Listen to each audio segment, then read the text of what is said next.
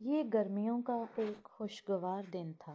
ٹھنڈی ہوا چل رہی تھی، آسمان پر ہلکے ہلکے بادل چھائے ہوئے تھے۔ ایک کوا تالاب کے کنارے ایک پتھر پر بیٹھ گیا، ٹھنڈی ہوا سے لطف اندوز ہونے لگا۔ تالاب میں موجود راج ہنس نے کوے کو دیکھا تو کوے کے پاس آ گیا۔ اس نے سلام دعا کے بعد پوچھا کہ تم آج اتنے کھوئے کھوئے سے لگ رہے ہو۔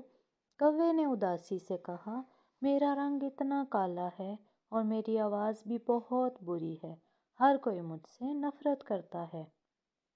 راج ہنس نے کوے کو سمجھایا، سیرت صورت سے زیادہ اہم ہے۔ راج ہنس نے کوے کو آسان طریقے سے سمجھانے کا فیصلہ کیا۔ اس نے کوے کو کہانی سنانی شروع کی۔ ایک جنگل میں کہیں سے طوطا آ گیا۔ جنگل کے پرندوں نے اس سے پہلے کوئی طوطا نہیں دیکھا تھا۔ طوطا نہایت خوبصورت تھا، اس کی آواز بھی بہت اچھی تھی۔ تمام پرندے طوطے کے ساتھ بیٹھا کرتے تھے، خوشی محسوس کرتے۔ نتیجہ یہ ہوا کہ طوطا مغرور ہو گیا۔ اس نے تمام پرندوں کے الٹے سیدھے نام رکھ دیے، ان پر طنز کرنے لگا۔ جلدی سارے پرندے طوطے سے دور ہو گئے، کیونکہ جنگل میں ایک ہدہد آیا تھا۔ وہ خوبصورت ہونے کے ساتھ ساتھ خوبصیرت بھی تھا۔